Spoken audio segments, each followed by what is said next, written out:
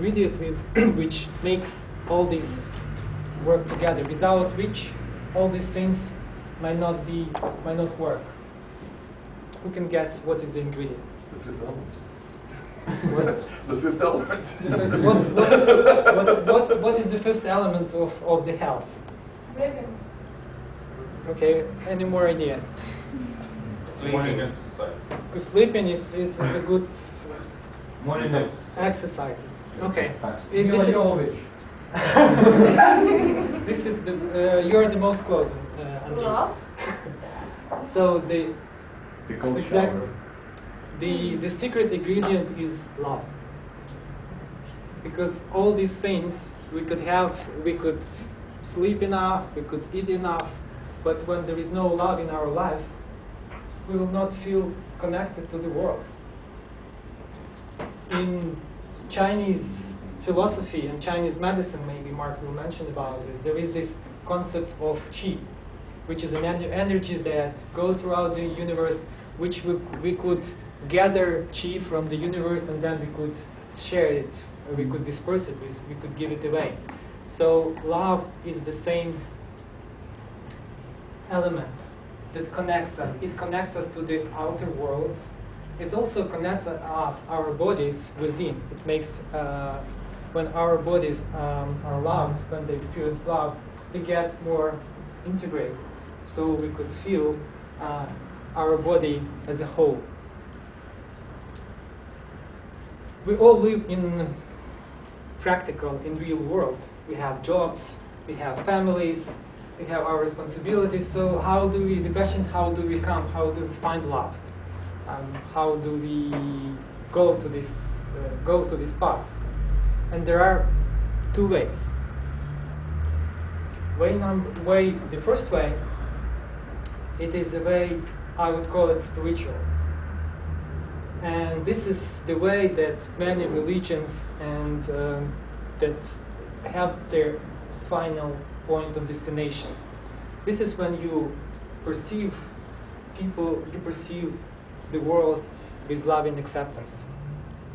And you do not judge. You do not put labels as something is good or something is bad. You just accept what happens. You let it pass.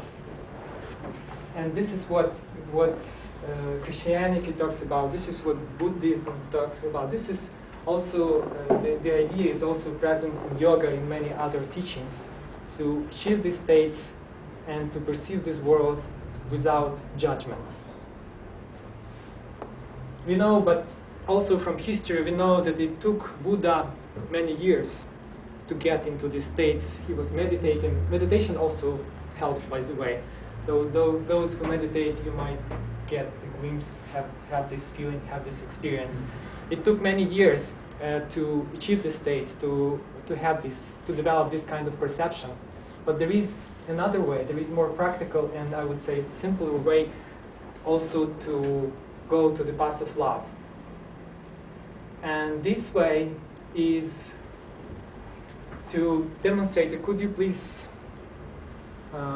close your eyes for a minute and imagine that you are being hugged by a person that you love, or someone really close to you, someone from your family, or maybe girlfriend, boyfriend, your child. Can you feel this warm feeling inside of your chest? Yes. This is how love feels. This is how it feels to be connected to the world. But there are many obstacles. It's easy to get. There are many obstacles that prevent us from taking this path.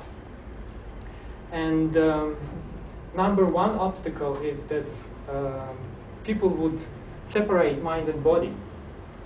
This is like the modern medicine approach our health. That there is a body that needs to be treated, so there should be some pills given, but usually the mind is being ignored, and this is difficult to, if you don't take a whole approach to the body, this is difficult to heal somebody if you work only with the body. And the same is true if you work all with the mind. So this is the one obstacle, that this perception as mind and body as something separate, that prevents us from experiencing this feeling of physical connection, understanding how physical connection could help us to experience the energy of love. Because there is this many studies, psychological studies, which say that the children need to be hugged. If a child is not hugged, then there is a great chance that the person will grow dysfunctionally. It will be difficult to connect with other people that grow up. But the same is true for the adults. The secret is that we all need to be hugged. It doesn't matter how old we are, if we are 3 years or if we are 40 or 50 years old.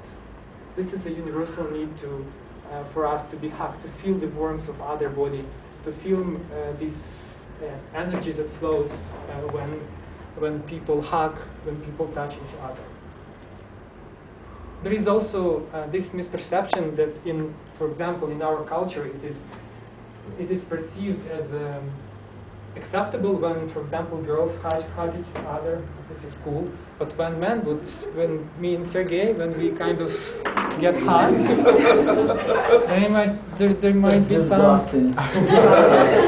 some suspicion.